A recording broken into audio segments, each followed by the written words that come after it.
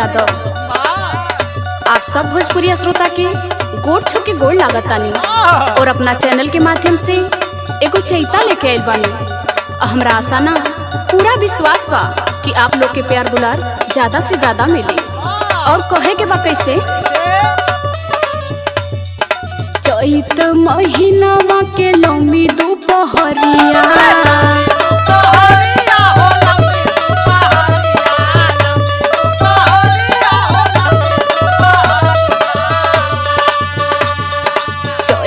महीनावा के लमी दोपहरिया कटे न बोलमुआ के बिन हो कि दिन गिन गिन रोही सखिया।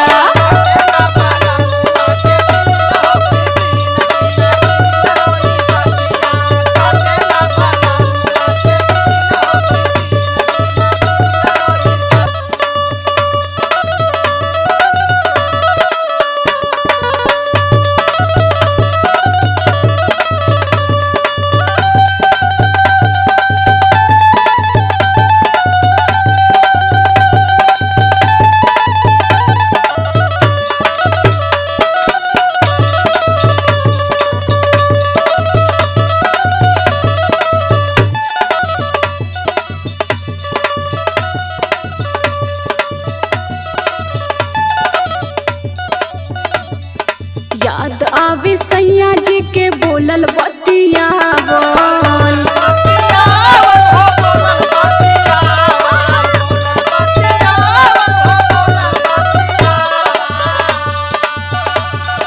कोरावा में लेके सारी रात दुलरावल।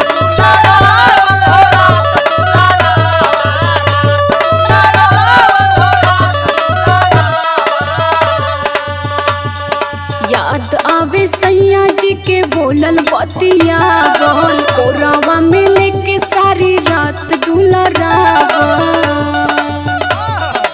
अखिया में नाचे उहे सीन हो कि दिन गिन गिन रोही सखिया।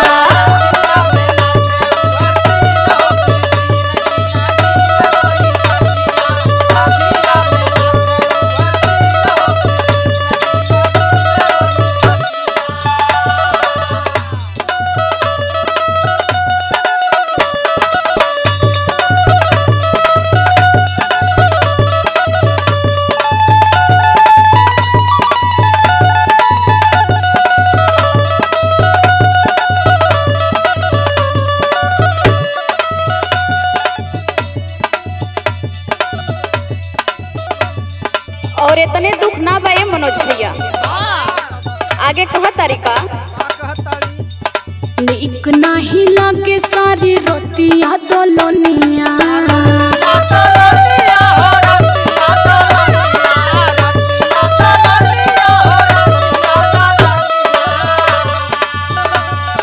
चुए हमर महुआ नियन छोड़ली जवनिया।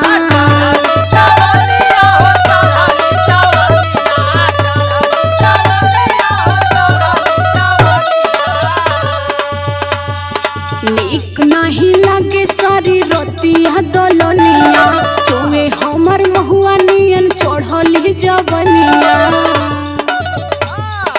कविता लोक मन भइल खीन हो कि दिन गिन गिन रोई सखिया।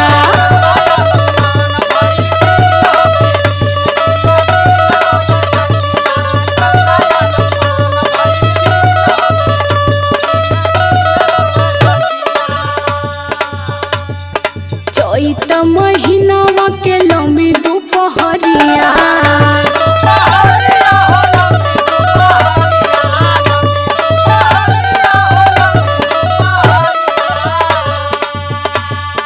चैत महीनावा के लंबी दोपहरिया कटे न बोलमुआ के बिन हो कि दिन गिन